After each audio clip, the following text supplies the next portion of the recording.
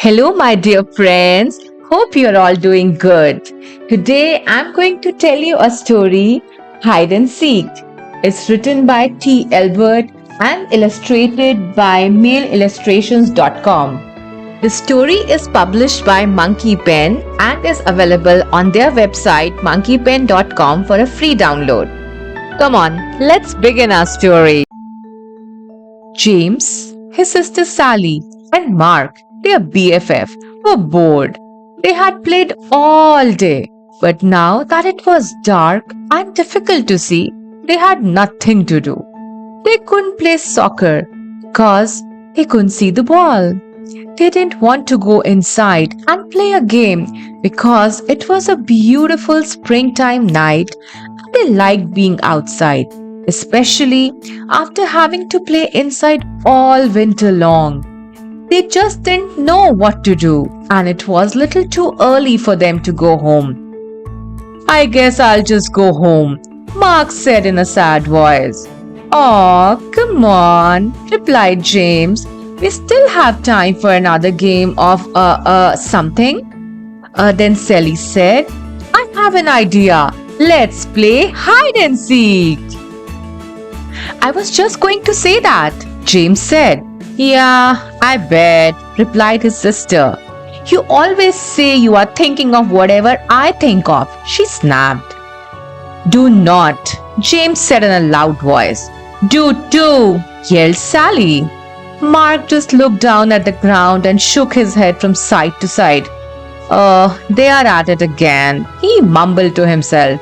Then he yelled, Okay, let's play hide and seek and I'll be the seeker. He turned, faced a big tree, closed his eyes and started counting out loud. 100, 99, 98, 97. Sally and Mark stopped arguing, looked at each other and ran off in different directions to find a hiding place. In a distance, they could still hear Mark counting. 4, 3, 2, 1. Ready or not, here I come.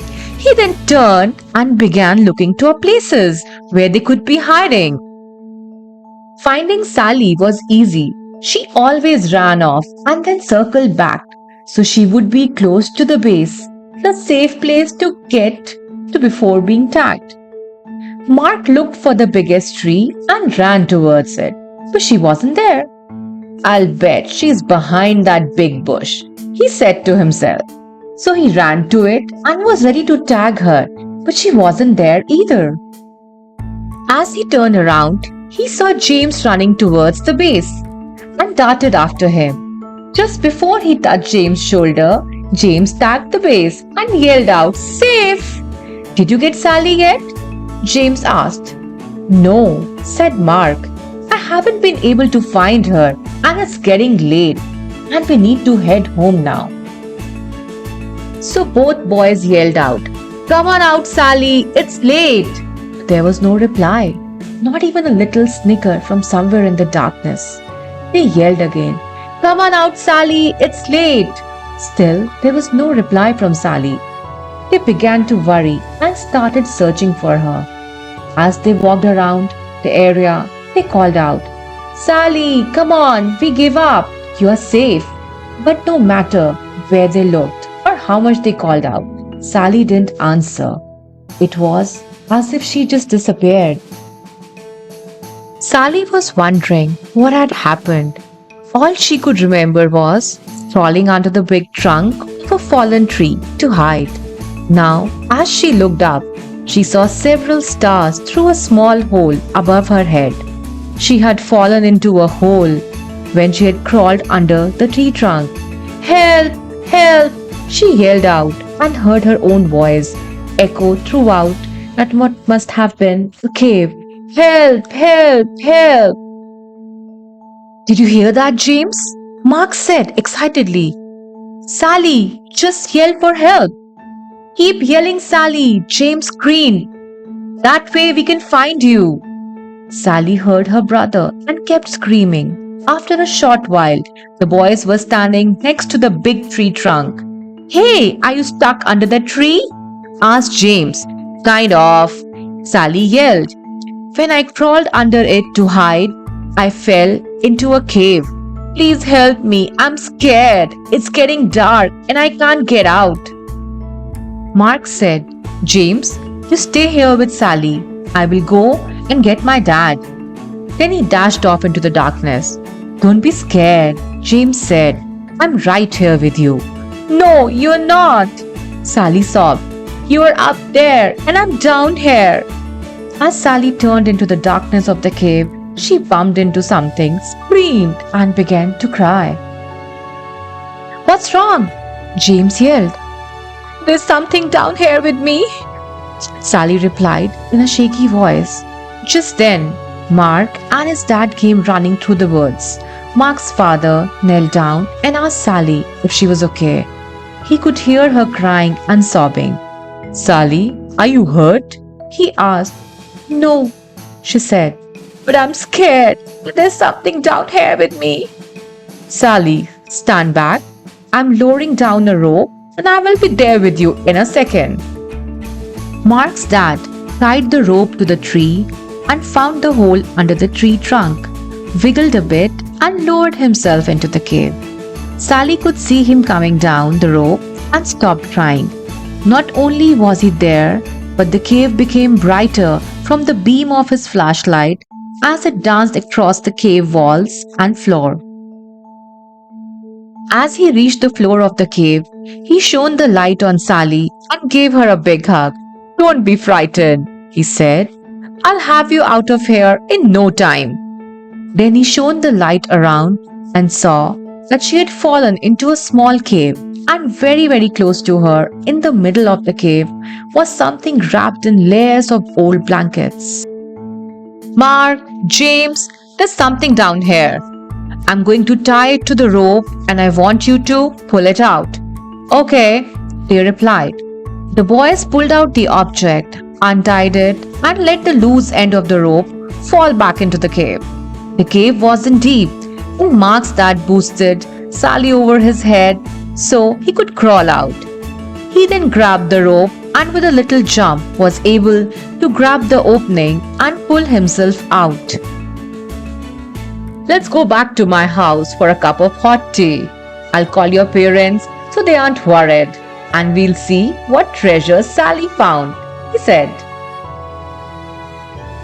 When they got to Mark's house, they sipped their tea and began unwrapping the treasure. They carefully peeled off layers of old blankets and cloth to reveal a wooden box.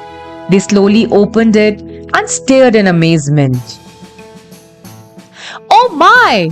Sally said in disbelief. I don't believe what am I seeing? The boys and Mark's father just stared. Inside the box were jewels of every color you could imagine. There were diamonds, rubies, sapphires, and emeralds of all shapes and sizes intermixed. They could see several gold coins and strands of pearls. We are rich! The boy screamed. Not quite, interrupted Mark's father. Someone could have lost this, and I don't think you should plan on spending any of it until we find out a little more. Besides, Sally found it. I'll share, Sally said happily. That's nice, Sally, replied Mark's dad. But the right thing to do is to contact the authorities. The next day, the four of them and Sally's mother drove to the police station, explained what had happened, and gave the treasure to the police to hold while they conducted their investigations. They left the police station sadly, and even the double-dipped ice cream cones Mark's father bought for them didn't make them smile. They drove back in silence. Several weeks passed with no word from the police. Then, one evening, Mark's father called James, Sally, and their parents. The police just called, and I think you should come over right now, he said. I'm afraid there is some bad news about the treasure. The police are on their way and will explain when you get here. Sally and James didn't say much during the ride to Mark's house. Sally thought that since it was a bad news, the treasure belonged to someone else. and even though they probably lost it. Whatever happened to finders keepers? She mumbled. What did you say, Sally? Her mother asked. Oh, nothing, Sally replied. Then she let out a long, sad sigh that echoed through the car. When they arrived at Mark's house, the police were there with the treasure box. As Sally entered, the captain introduced himself and said, Sally, this is yours. Your parent need to sign some papers, but the box and the contents are yours. Sally, Mark, and James shrieked with joy and danced around the room. Then Sally said, What is the bad news? The captain smiled and said, The treasure is worth more money than you can imagine, and with your newfound wealth comes great responsibility. Sally didn't quite understand what the captain was talking about, and right now, it really didn't matter. Mark asked, Are you going to share? Of course, Sally said.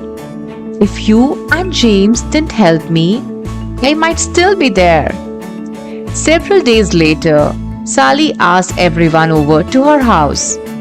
I have decided what to do with the money from the treasure after it is sold, she said.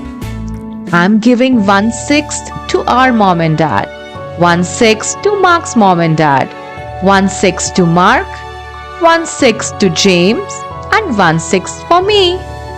There's an extra 1/6, Mark proudly stated.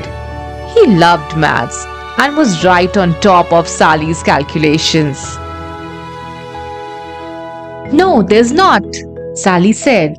It's 2, James said. It's not, Sally said in an angered voice.